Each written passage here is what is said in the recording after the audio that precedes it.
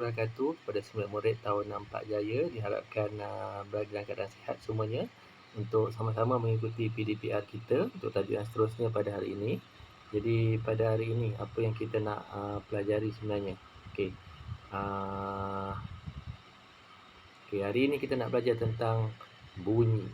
Okey, ini tajuk baru tentang bunyi. Sebelum ni kita dah belajar tentang cahaya. Jadi objektif kita yang kita nak capai hari ini ialah menyatakan bagaimana bunyi terhasil. Yang kedua, menyatakan 5 cara menghasilkan bunyi. Dan yang ketiga, menyatakan bahawa bunyi itu bergerak ke semua arah. Okey, jadi ini 3 objektif kita yang kita nak capai. Jadi untuk objektif yang pertama, bagaimana bunyi terhasil. Okey, kita tengok video ni. Okey. Kita ambil satu pembaris besi, letakkan di meja dan cuba kita petik dia. Jadi kita nampak sekali lagi. Okey. Okey, ada bunyi dan kita nampak pembaris tu bergegar. Okey. Okey, sekali lagi. Okey.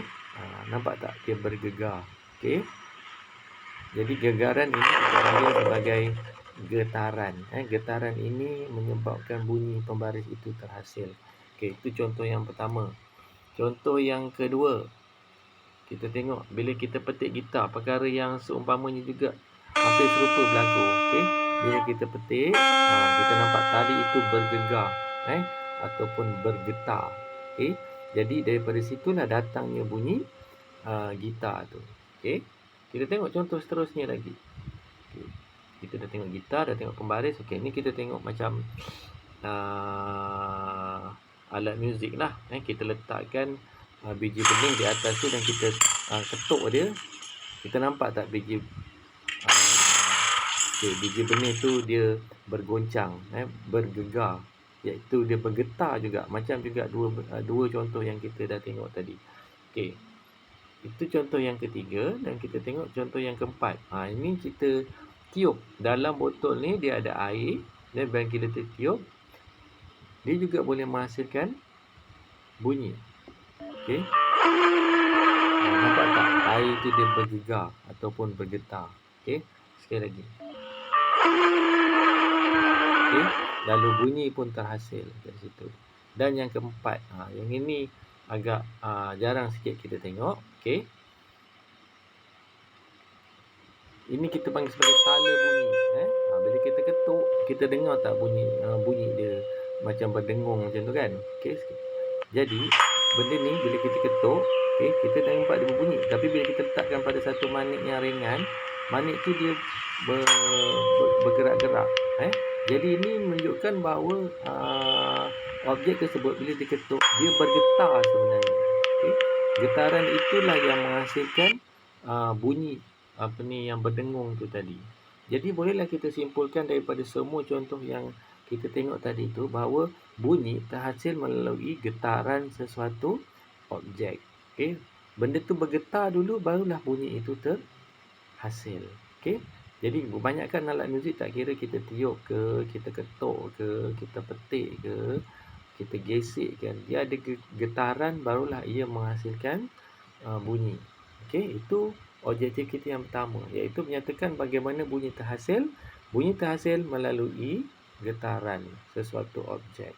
Okey, yang kedua kita nak tengok bagaimana cara menghasilkan bunyi, ataupun lebih tepat lagi kita kata bagaimana cara untuk kita menghasilkan getaran.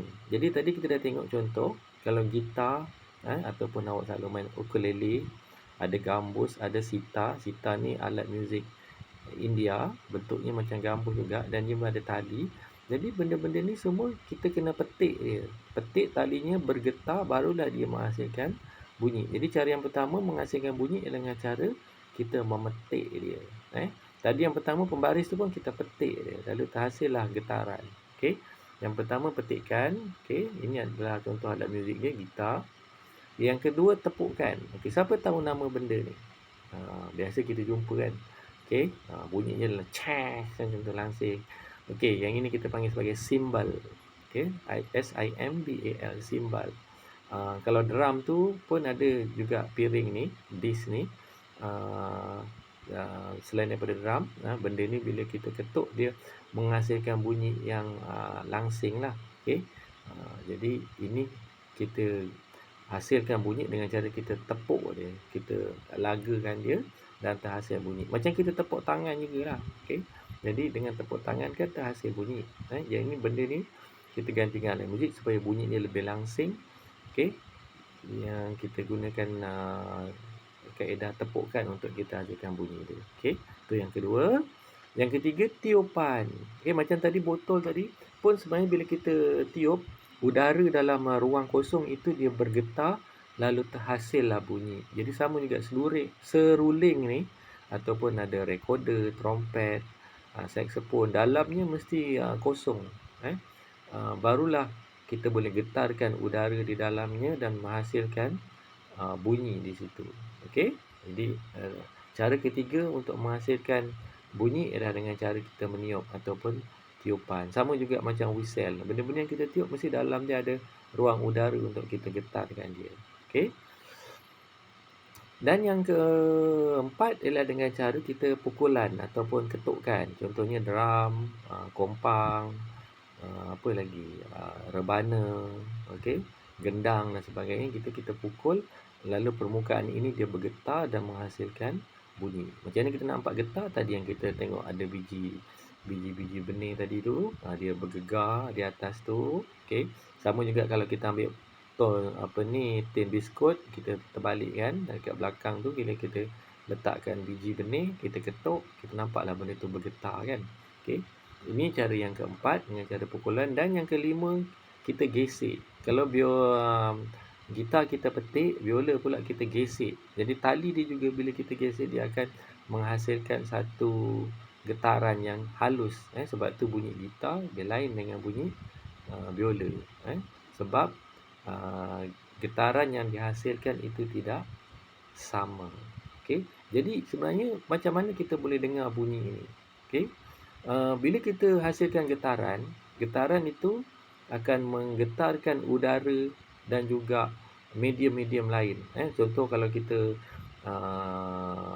jerit, okey, peti suara kita tu akan menghasilkan getaran dan getaran itu akan menggetarkan udara berhampiran dengan mulut kita, kemudian udara itu akan menggetarkan udara-udara yang lain dan dia bersambung-sambung sehinggalah sampai kepada